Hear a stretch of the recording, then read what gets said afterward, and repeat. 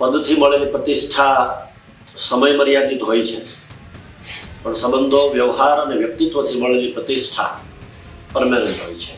આ હતા રાજુલાના પૂર્વ ધારાસભ્ય અમરીશ ડેર, જેમને કોંગ્રેસમાંથી પક્ષ પલટો કરીને ભારતીય જનતા પાર્ટીમાં લાવવામાં આવ્યા. એટલે હાલમાં તેઓ ભાજપના નેતા તરીકે ઓળખાય છે અને શનિવારના રોજ તેમના દ્વારા રાજુલામાં એક કાર્યક્રમનું આયોજન કરવામાં આવ્યું હતું. આ કાર્યક્રમમાં કેન્દ્રીય મંત્રી સી.આર. પાટીલ અને તેમની સાથે ભારતીય જનતા પાર્ટીના અનેક નેતાઓની ઉપસ્થિતિ જોવા મળી હતી. હવે આ વિડીયો જે તેમના દ્વારા સોશિયલ મીડિયામાં શેર કરવામાં આવ્યો છે, તેમાં શરૂઆતમાં તેમણે જણાવ્યું છે કે પદથી મળેલી પ્રતિષ્ઠા એ મહત્વની નથી હોતી, પરંતુ તમારા વ્યવહારથી મળેલી પ્રતિષ્ઠા એ મહત્વની હોય છે. હવે આ નિવેદન તેમને કોના માટે આપ્યું છે, કોને કટાક્ષ કર્યો છે, તેનો અર્થ શું છે, તે જ અંગે ચર્ચા કરવી છે આજે આ વિડીયોમાં. નમસ્કાર, સ્વાગત છે આપનું ક્રાંતિ માર્ગમાં અને હું છું મેક્ષુ ઠક્કર આપની સાથે.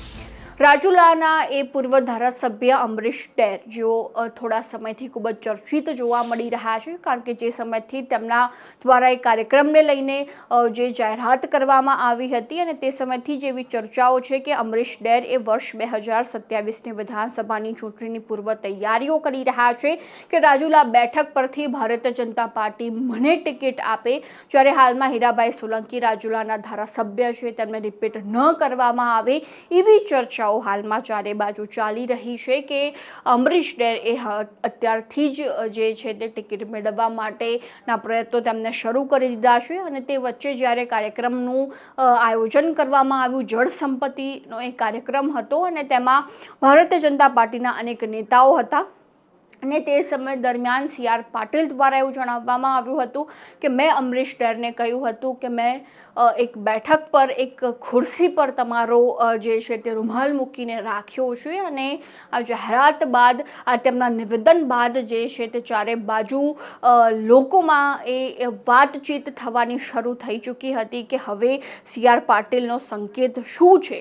વર્ષ 2027ની ચૂંટણીમાં હવે રાજુલા બેઠક પરથી શું નવા જૂની થશે, તે વચ્ચે તમે અમરીશ ડેરને પહેલાં સાંભળી લો કે ખરેખર તેમના દ્વારા કાર્યક્રમને લઈને શું જણાવવામાં આવ્યું અને ત્યારબાદ તેમના દ્વારા જે નિવેદન આપવામાં આવ્યું, કોને કટાક્ષ કરવામાં આવ્યું, તે અંગે ચર્ચા કરીશું.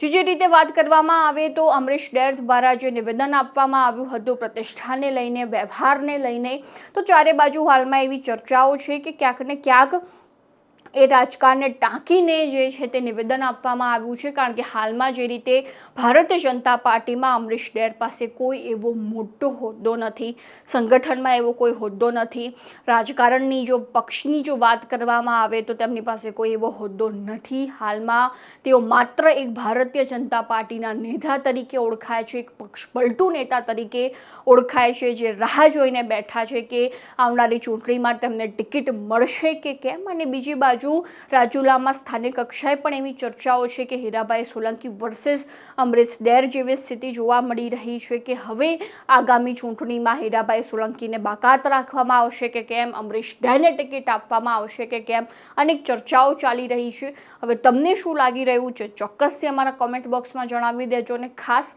ક્રાંતિ માર્ગને સબસ્ક્રાઈબ કરવાનું ભૂલતા નહીં.